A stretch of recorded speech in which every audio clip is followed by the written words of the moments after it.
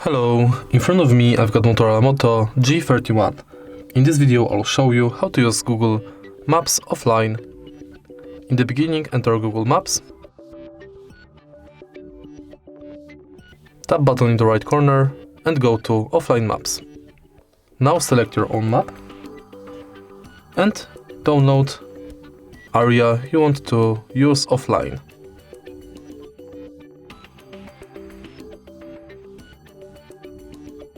Now enter your map, turn off Wi-Fi and mobile data, and navigate offline in area you downloaded.